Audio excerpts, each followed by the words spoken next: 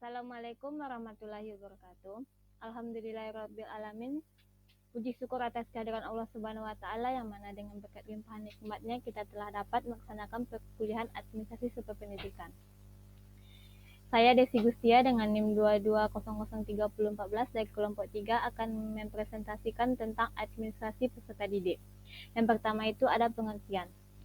Pengertian administrasi peserta didik adalah proses pengurusan serta layanan dalam hal-hal yang berkaitan dengan murid di suatu sekolah, mulai dari perencanaan penerimaan murid baru, pembinaan selama murid berada di sekolah, sampai dengan murid menamatkan pendidikannya. Adapun menurut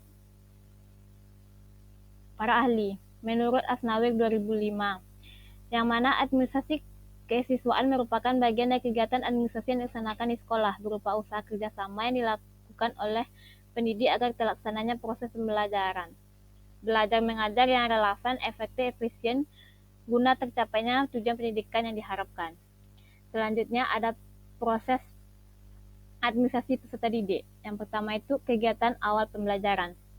Yang dilaksanakan setiap sekolah adalah melaksanakan penerimaan murid baru. Penerimaan murid baru adalah proses seleksi yang peserta murid yang dimasuki sekolah, terutama setelah memenuhi persyaratan-persyaratan yang telah ditentukan oleh sekolah tersebut. Yang kedua, kegiatan atau langkah lebih lanjut. Setelah murid diterima di sekolah, adalah membina murid tersebut sehingga berkembang kemampuannya secara maksimal sesuai dengan tujuan sekolah. Pembinaan murid dilakukan agar murid mengenal lingkungan tempat belajar mereka dan dapat menyesuaikan diri dengan tuntunan sekolah. Yang ketiga, adapun kegiatan pada akhir tahun, yaitu pelaksanaan ujian nasional dan ujian akhir semester. Selanjutnya ada instrumen. Yang pertama itu ada data siswa untuk sekolah, yang meliputi buku induk, buku kelapar, catatan tata tertib sekolah, kurikulum, semua peraturan yang bersifat umum dan khusus, ada yang dari pemerintah dan ada juga yang produk sekolah itu sendiri. Yang kedua, ada catatan siswa untuk masing-masing kelas, yaitu buku kelas yang merupakan cuplikan dari buku induk, buku presensi kelas, dan buku catatan bimbingan. Selanjutnya ada peranan guru.